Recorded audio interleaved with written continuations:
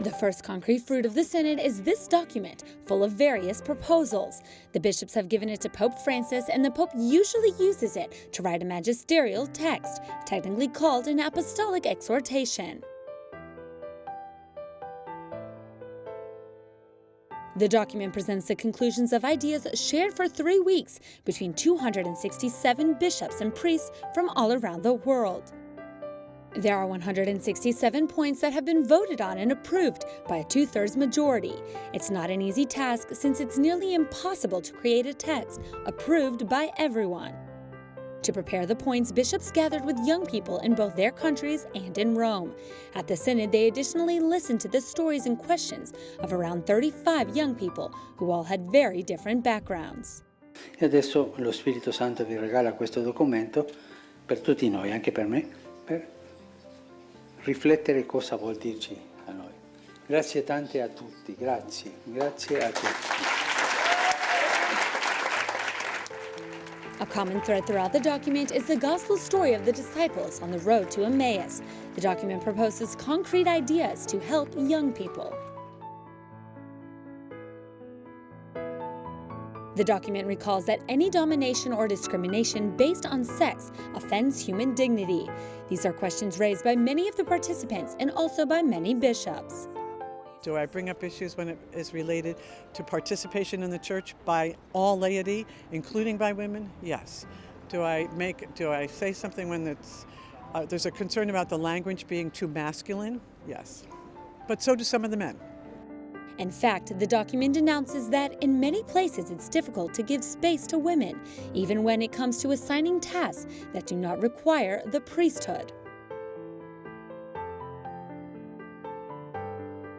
The text condemns abuse and asks the Church to recognize and act against any abuse. It includes abuse of every kind: power, economic, conscience, or sexual. I'd say to young people, if we as a church have let you down in any way, I'm so sorry for that. Don't give up on Christ because some of us have let you down. There is so much more to the church and to Christ than that.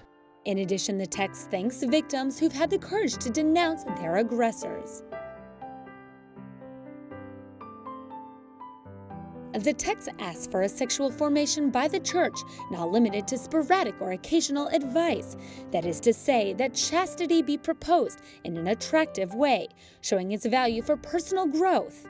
In addition, it recognizes and praises that some countries have proposed paths of accompaniment in the faith for homosexual people, and recommends they continue to be offered.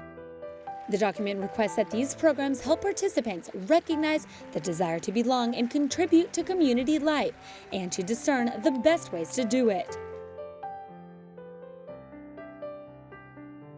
Vocation was one of the main themes of the meeting and is mentioned often in the final document. The teachings were very good, but what really affected a young person like me to make this discernment that my life will be for the service of the church was not just teaching, was not just an idea, but the beautiful experience of having met people who had devoted or even wasted their lives for Jesus. And my heart was really struck.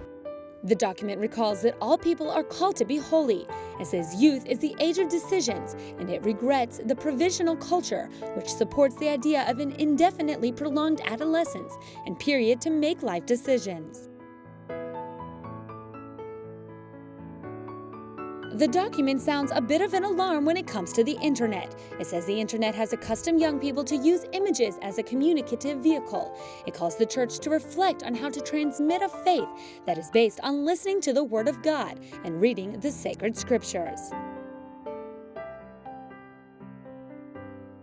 Beyond the concrete issues, the two key words are accompaniment and synodality.